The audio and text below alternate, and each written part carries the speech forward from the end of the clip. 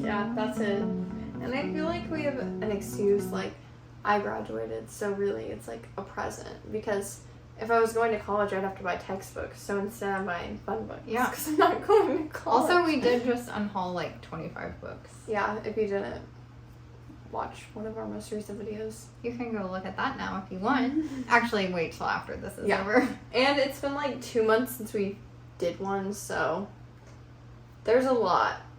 A lot. I'm going to start with this book that I have wanted for quite some time, but I've never seen it in person. So when I saw it, I was like, I'm going to treat myself. But this is basically like a daily devotional, and each day has a different C.S. Lewis, not quote, but like a excerpt from one of his books.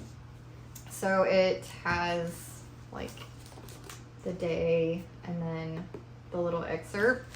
And it goes through basically his signature classic books, not any of the Narnia series or his other fictional works, but I really enjoyed reading this each day, and I feel like his books are something I want to eventually get through all of them at some point in time, but this is kind of helping me determine which ones I would want to read first. So I really enjoyed it. Okay. We're going to go by genre, so this one is multiple genres, so we're just going to get her out of the way. This is The Ministry of Time. I know this is a debut novel. I know this is about a girl whose name we never learn as far as I know. And she works for basically a government organization that brings people from the past into modern day, and you spend a certain amount of time with them and try to get them to like acclimate and teach them how to use their phone and stuff. But I'm sure there's The ways of the world.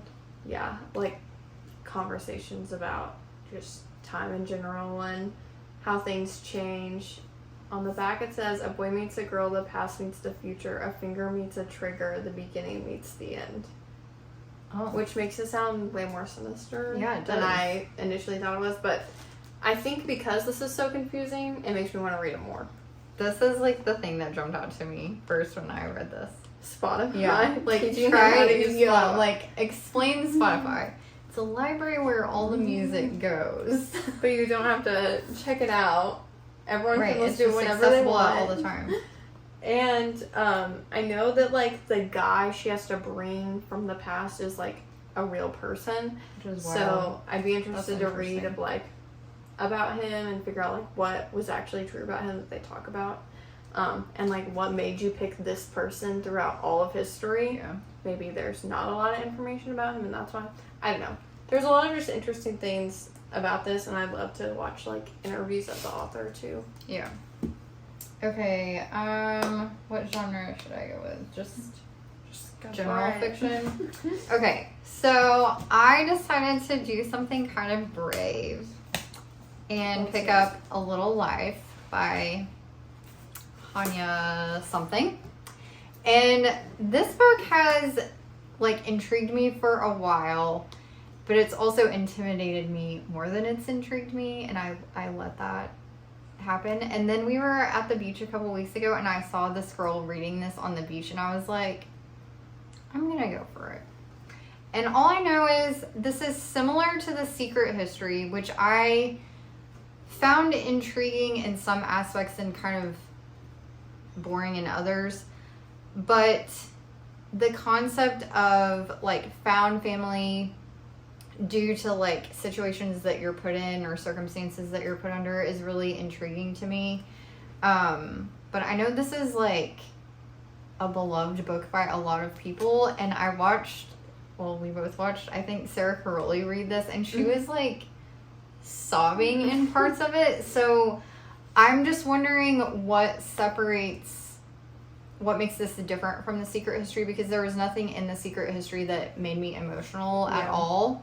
It was honestly more like frustrating, and all of the characters I found to be just really annoying, and I didn't want any of them to win at life. So I'm hoping that these characters are more like, I'm able to be more empathetic towards them or have some kind of connection of some sort. So I'm gonna go for it. at some point. Goodbye. Okay, my next book is Within Arm's Reach, and really I picked this up because of the cover. I looked at it multiple times, and then one day it was a part of the buy one, go one half off at Barnes & Noble, and I was like, let's just go for it. And all I know about this book is the like bolded part on the synopsis. It says, no one in my mother's family ever talks about anything that can be categorized as unpleasant or as having to do with emotion. And that's where I stopped. Because that just sounds really familiar. Yeah, it sounds interesting and not relatable at all.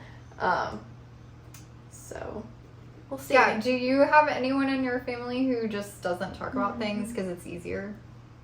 Because we don't.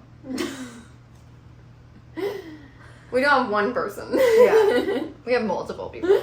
So, yeah, I literally just picked this up because of the cover. I think all her covers are beautiful, and that's it. I don't know, like, what to expect, if this is going to be, like, rekindling, like, family relationships and fixing them, if they're going to be broken. Like, I don't know what to think. It just says it's an unforgettable story of 3 generations. I don't know what that means, so I'll We'll find see, out. we'll I'll let see. you know. Okay, so I guess we're just doing like kind of general fiction. Yeah. Okay. So this book I saw in the bookstore before it came out, which I have mixed feelings about booksellers putting books out before they're actually released, but I did have a digital copy of this from NetGalley, so I felt like it was kind of justifiable to go ahead and buy it. But this is The Summer of Yes by Courtney Walsh. This is her obviously latest release. I think it came out on July 2nd. And this is kind of about like these 2 women that go on this road trip, and they kind of just embrace saying yes to things that they would normally say no to. I think one of the ladies is like an older lady. I think these two women like meet in the hospital. They're both in the hospital, and I think they're like sharing a room or something. But yeah, so they just have this summer where they go on a road trip saying yes to things that they would normally say no to. And I haven't read a single book by Courtney Walsh that I have not absolutely loved. She's like probably in my top 5 authors. So I'm excited to read this before the summer is over. Okay, I'm going to go ahead and talk about multiple right now. We're going to start with Nora Goes Off Script by Annabelle Monaghan. And I have read this book, but we didn't own it. My mother wanted to read it, so she bought it. And this is about Nora, who is a screenwriter for a channel kind of like Hallmark. And then her husband leaves her. She has 2 kids. And she turned basically her divorce into a screenplay. Makes it seem more like a play. What would it be called? I don't know. A film, I don't know. A movie. script. She wrote a script of her life, pretty much. And it's getting turned into a movie, and they're filming it at her actual house. Some of the scenes. And so then there's the male main character who's playing her ex-husband.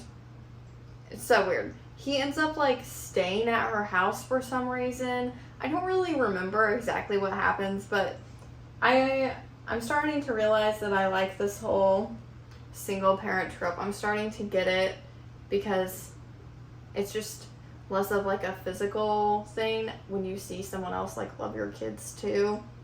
It's always so good. So I really liked this one.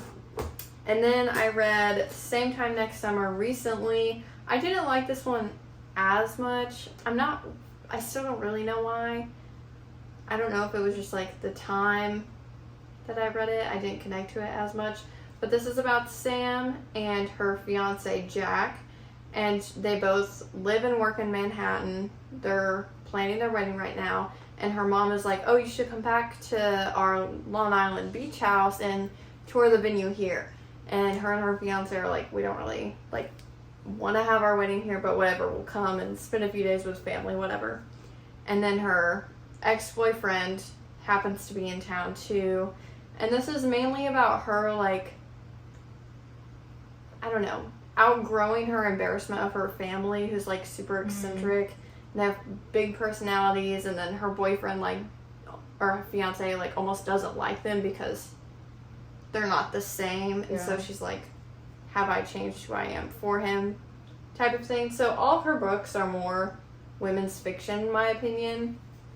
And then the last one, Summer Romance, is also about a single mom, I believe. And I don't really know anything about this one, except that, like, her husband left and her mom died. And then she finally is just like, well, what's the problem with a bit of a summer romance? Like, that's all it will be. I'm just going to let myself have fun for, like, just the summer. And then I'm sure it doesn't last that long. Or that idea doesn't last that long. So this book I just kind of picked up on a whim, mainly because it's set in South Carolina. And this author has this whole series that's set in Charleston. So I kind of wanted to read this before I decided to pick the other one up. But this is basically about a girl named Austin whose mom dies when she is a teenager. And so she kind of has to become like the mom to her 6 siblings and grow up really quickly. And they live on a tobacco farm, which is like quintessential Southern place to live. Sidebar, we used to live in Tennessee and there was a lot of tobacco farms around, and people that just moved there don't know how tobacco farms work, and they would call the fire department when they would see barns smoking.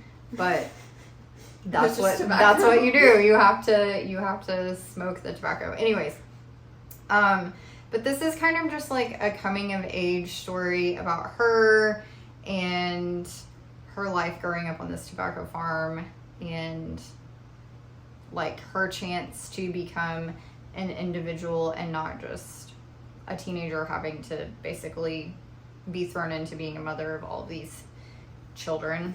And then I picked up Summer Island by Kristen Hanna. I think this is actually set, I feel like a lot of her books are set in the Pacific Northwest. I feel like this one is. But anyways, this is about a mom named Nora who leaves her family, leaves her daughters, and she decides to pursue this career as a talk show radio host. And she is like known for giving moral advice, which is like the irony. Anyways, her younger daughter is a comedian, and she kind of uses like her mom leaving and her mom being like this advice column radio host as like a bit for her comedy acts. And then there's like this story that comes out about Nora and how she left her family. I guess she kind of like tried to keep it hidden, and so it forces her to kind of go rekindle her relationship with her daughters, and they go back to Summer Island. And then this book I picked up and I already read, My Magnolia Summer by Victoria Benton Brink.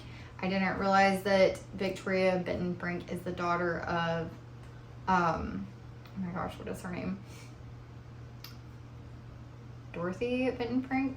Or is it Dorothy or Dorothy? Either way, I can't remember. Her mom is like a beloved Southern women's fiction writer, and she, I think, passed away recently, and so she's kind of trying to like carry on her mom's legacy. But this is about a girl named Magnolia who goes by Maggie. She is a chef in New York City. She gets a phone call saying her grandmother has been in a car accident, so she has to go back to the Charleston area to kind of take care of her grandma, deal with some family drama situations, all of that. So it kind of makes her be confronted with like the small town life that she used to live. Her grandma wanted her to take over their family restaurant, but that's not what she wanted. She wanted to go be a New York City chef.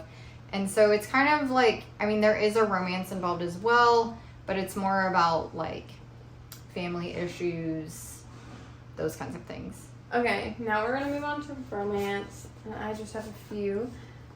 So first is a novel love story, which I picked up like an hour ago. So this book is about Elsie, and she loves reading romance books, and one day she's driving and her car breaks down and she ends up in this little town, and she starts exploring it and realizes that it's the town of her favorite romance series.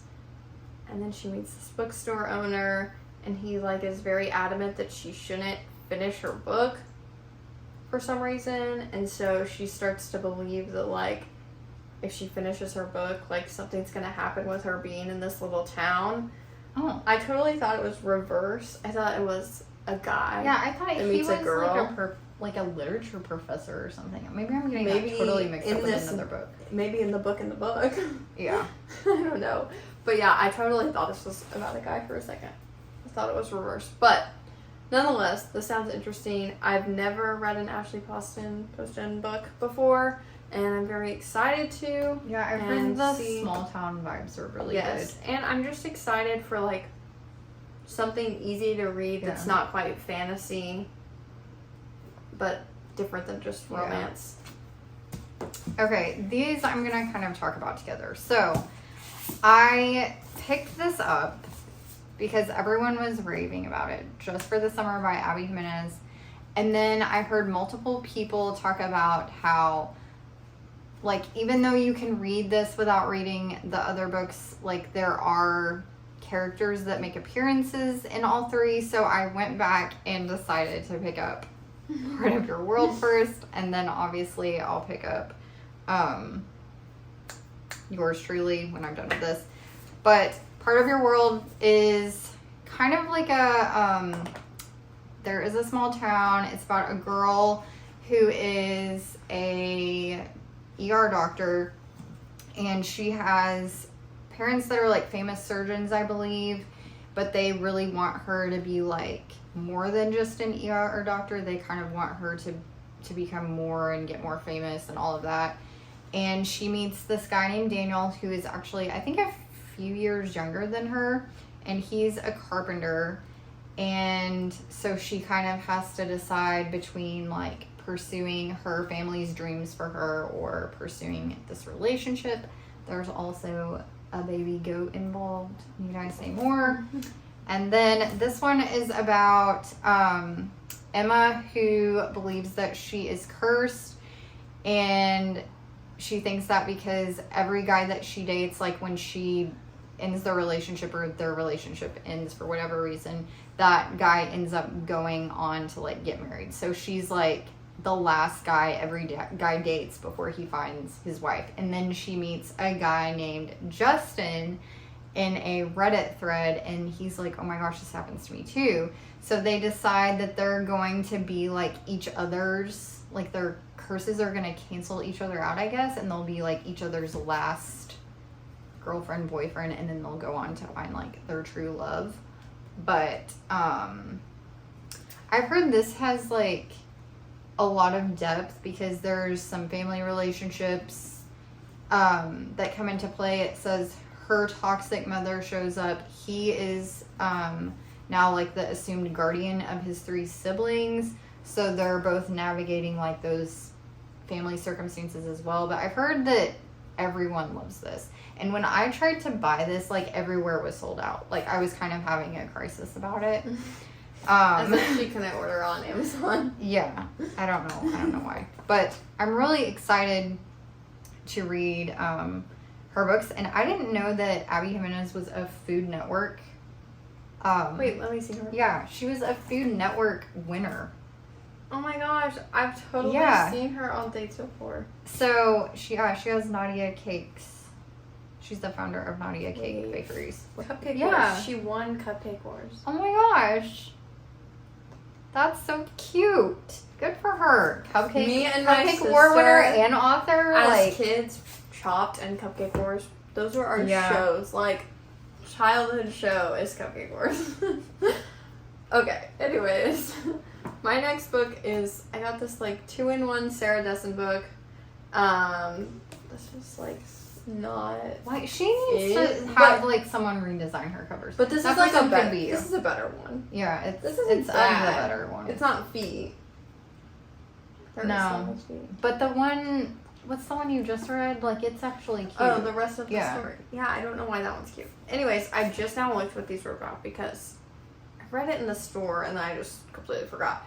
The Moon and More is the first one, and this is about Emmalynn, and she has been with like her boyfriend all throughout high school, and then she meets this guy, and he just like thinks she's so smart and like she's too good for her boyfriend, and like that guy and her mostly absent father like think she deserves to go to an Ivy League school, and she's like, you know, do I want this future for myself or do I want my future with my mom and my boyfriend and this beach town I grew up in and with all her sisters and stuff. So that's what that one's about. This one had like the briefest synopsis ever. A lot of her books actually do on Goodreads. All I know is that it said like she had it all until she didn't.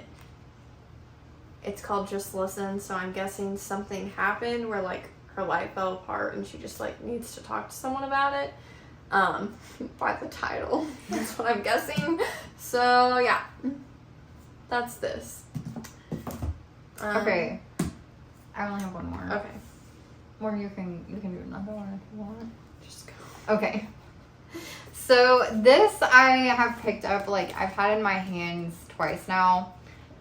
If you don't know this about us, and now we've also converted my younger daughter, Ellie, Who never reads, is now a Sarah Adams fan as well. We got her started off with the Regency series, but I've read everything she's written except for the rule book and this series, and she just redesigned these covers, and I thought it was perfect timing because these are set in Charleston, which is not that far away from us, and I don't even know what this is about, but I know Sarah Adams wrote it. So pause for 1 second. There's a common theme.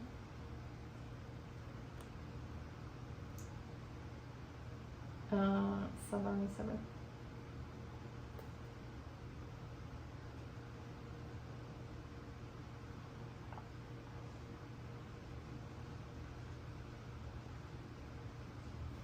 Oh, this has a kid in it.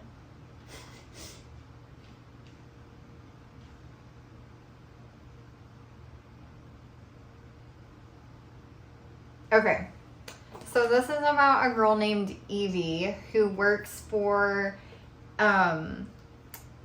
Southern Service Paws, which is a company that like trains service dogs, especially or specifically for people with epilepsy. And she has her own service dog, I guess, named Charlie, which is our dog's name. And everyone else's dog's name. But, so she meets this guy named Jacob to have like a consultation with him.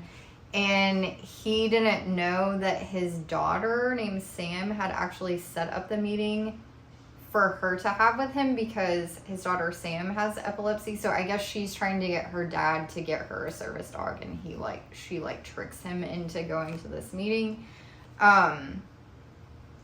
Yeah, so there's a single parent trope. I didn't even know that. But it's single parent, dogs are involved. It's set in Charleston. It's by Sarah Adams. Need I say more? Okay, my next one I totally picked up because of the cover.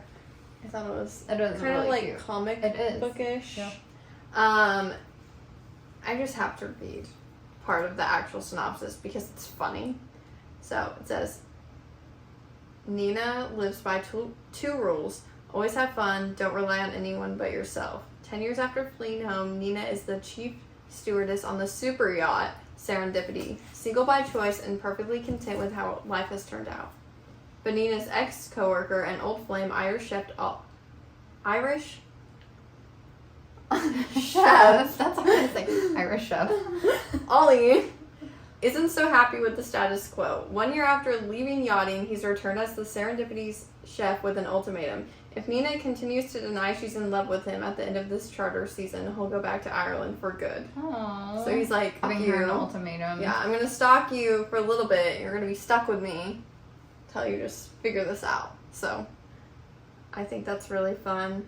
And I don't think I've ever heard of anything like that. I haven't heard of that author. Have you heard of the author? No. Well, I know the first book in this series is Love Lists and Fancy Ships. But I don't have that one, so I'm just gonna read this one first and hope that it's okay. Yeah, it's probably just about different characters. Yeah. And then my last one I'm reading right now, or my last romance one, not my last book, is This Summer Will Be Different by Carly Fortune. I've never read a Carly Fortune book. I have. I'm only about just 50-something pages into it. I am really liking it so far. It's a like semi-past and present timeline, but the ratio is like on point. It's like every 5 chapters is the past. And I feel like for romance, when you go back every chapter, you just lose the romance altogether. And this is about Lucy, who is vacationing at a beach house on Prince Edward Island. And one day she goes to the bar and she's like waiting for her friend to fly in the next day. And she spends the night with this guy, Felix, and wakes up in the morning and realizes that Felix is her best friend's brother. And that her best friend like gave her this list of rules, and number 3 was don't fall in love with my brother. And so they like pretend like none of this happened. They don't even know each other that trip, which we're learning about like the every few chapters. But then we also know that like every year she's gone back, and something happened last year specifically that like ruined their friendship, her and Felix's. Now there's so much going on in this book. Now her best friend Bridget is supposed to be getting married in a week, and calls her friend and is like, so I went to Prince Edward Island and you need to come right now. She's like, I don't understand. Like, I'm the florist for your wedding. What am I supposed to do? She's like, it's fine. Your hired help can do it. So she flies out to Prince Edward Island and is like trying to figure out why her friend left a week before she gets married. Something's happening with the brother. There's just a lot of things going on, but the setting's really cute so far. And yeah, it's interesting that it's Prince Edward Island and the main girl's name is Lucy. Because, like, Lucy Montgomery and Anne of Green Gables, like... Yeah, there's an Anne of Green Gables quote in part 1. I don't know if she does this every part. It says, isn't it nice to think that tomorrow's a new day with no mistakes in it yet? I love that quote. So, yeah, I'm interested to see... Oh, yeah, see, there's another one for part 2. Everything that's worth having is some trouble. That's so cute. So cute. I'm really excited to read this. I feel like this is... I've never read any of her books, but I already feel like this is her best one. Just because it's, you know, unique to me. Just the multiple plot lines going on at the same time. I don't know. Okay. This book I decided to get from Book of the Month. I'm not going to lie. I mainly got this because of the cover. Because I think the, like, pink dripping and the green, it's just so pretty. But I do know that it's interesting because I just finished Riley Sager's The Last Time I Lied.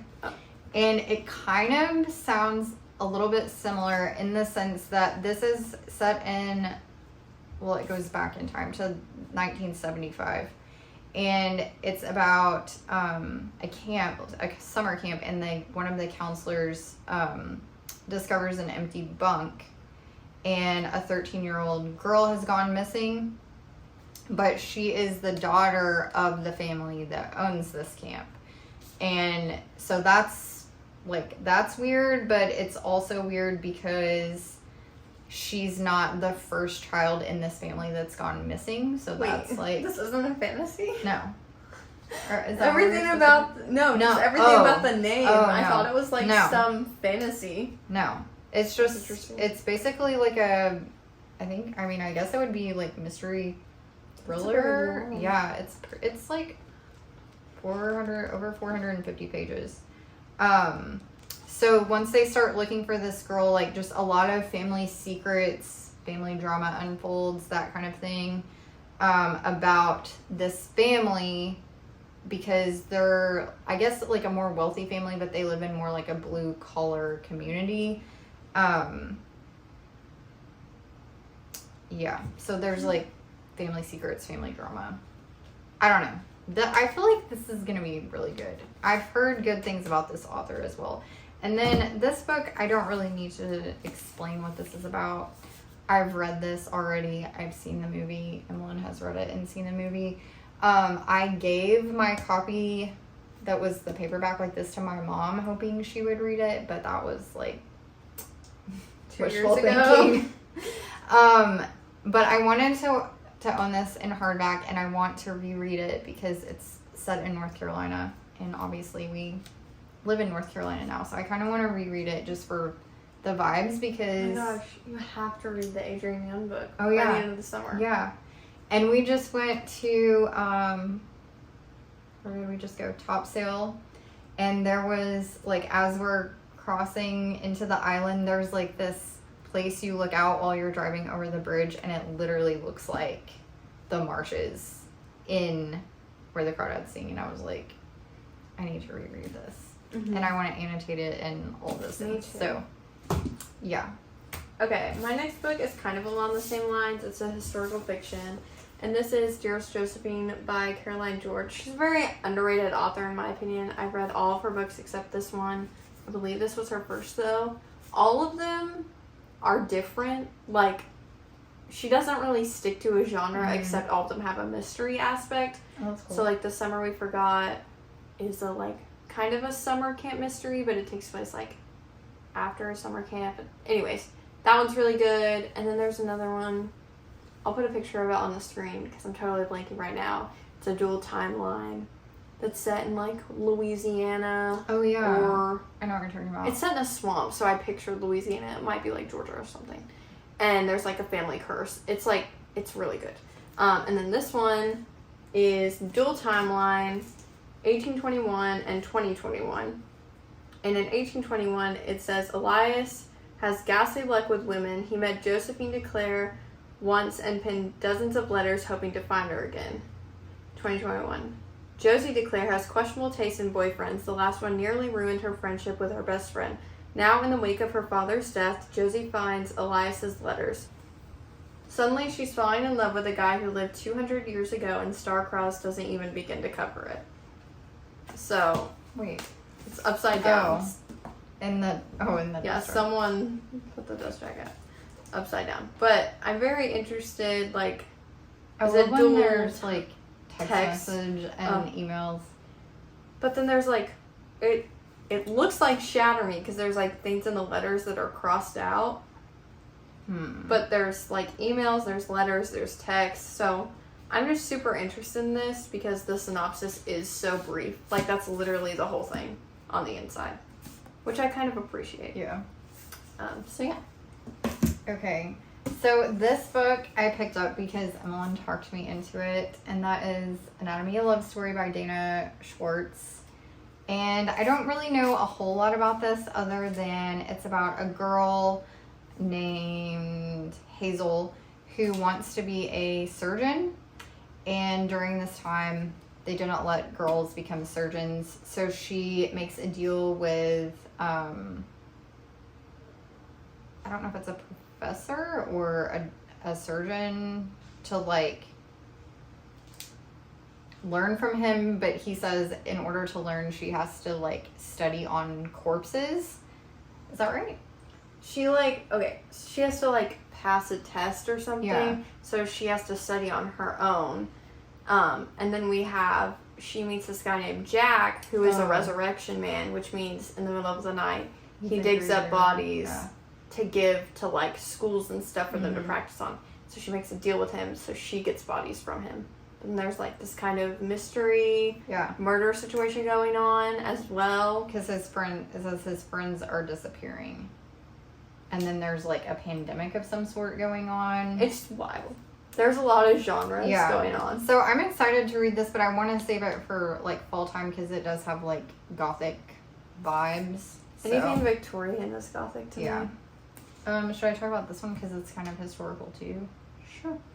Okay, so this book I strictly picked up because of Destiny Sidwell reading this and giving it 5 stars, which I don't feel like she's pretty like Stingy? not stingy, but she is. particular. It's like she has only so many she can give away. About who or what she gives 5 stars to. So I was like, if Shawty's giving this 5 stars, it has to be good. And I've heard literally since I saw her give this 5 stars, nothing but good things about this.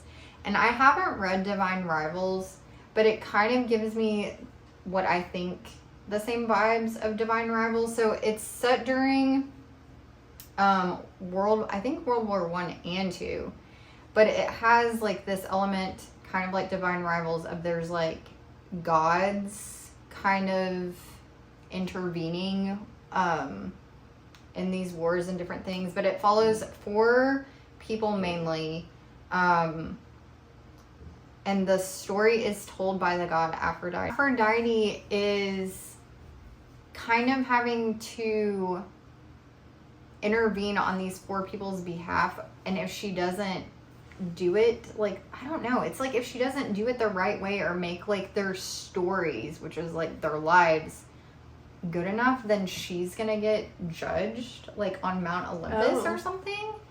I don't know, this sounds like nothing I've ever heard before. So I'm pretty excited about this. It's like on the top of my TBR for sure.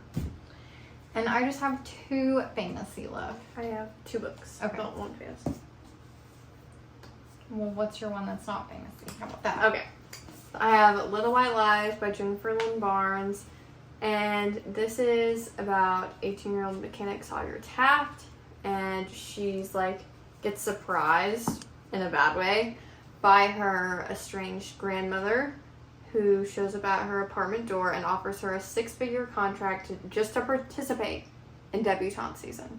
So her mom like grew up in this super southern, I would say, environment, wealthy, and decided to leave. And she's always told like Sawyer some elaborate reason, and like she was super mistreated, but she's so curious and needs the money. She agrees despite like thinking she should have it out for them. She starts learning like family secrets, and she mainly agrees to it because she never learned who her dad was. She's like, I know if I'm back in this town, in this environment, I'm gonna learn who it is. And so that's basically her goal.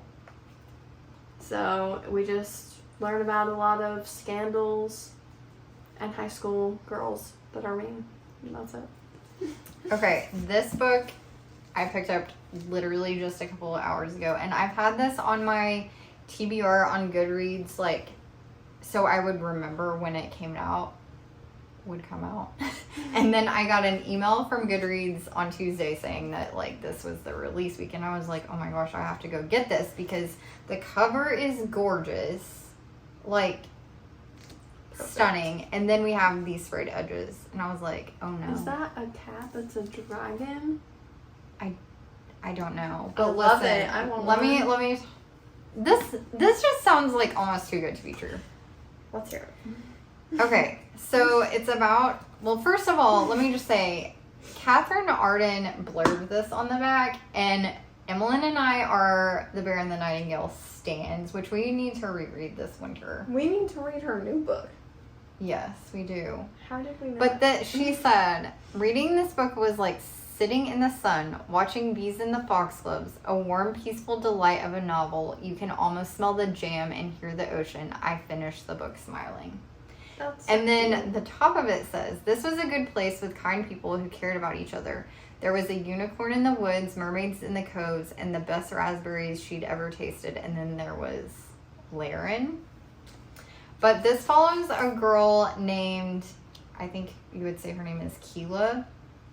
And she is a librarian, and her assistant, his name is Kaz, and he is a spider plant.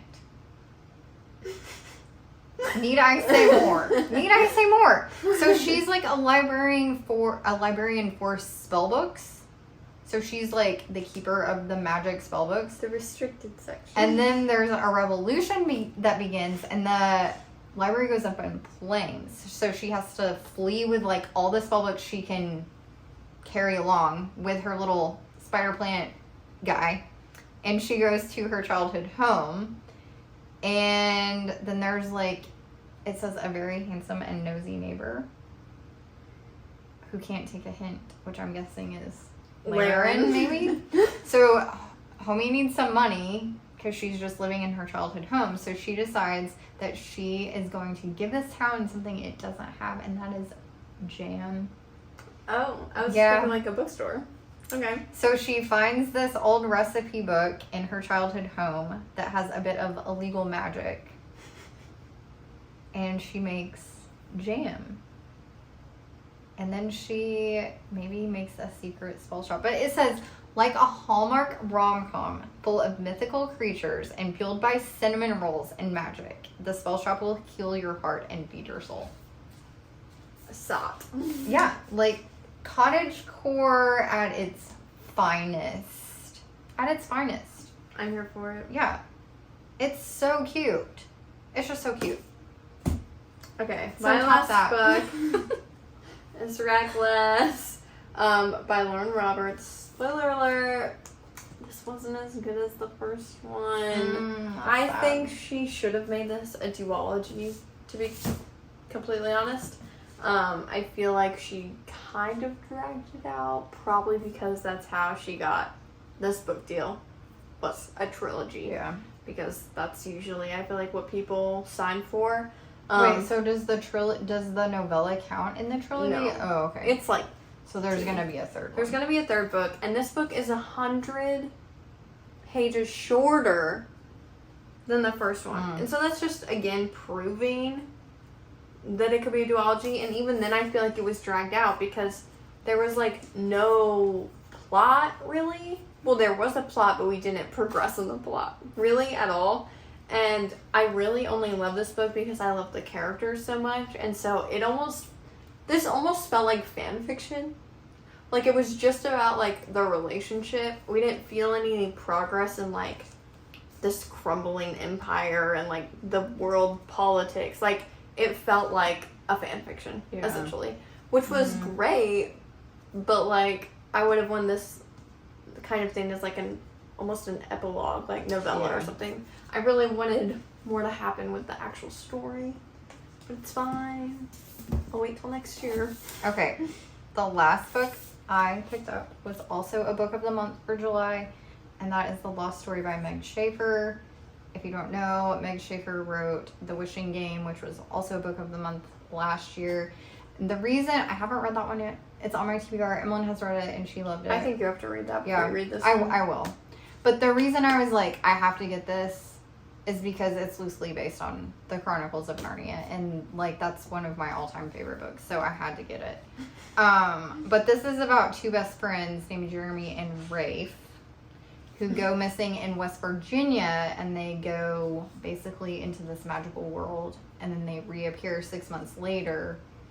And then I guess like something happens and they like reemerge into this world. So there's that. It's giving Narnia, it's giving friendship, it's giving magical things. And so it's just giving. Yeah, it's giving. Simply. And the cover is vibey. Giving. I like the door in the tree. Not quite as good as the wardrobe, but it's still good.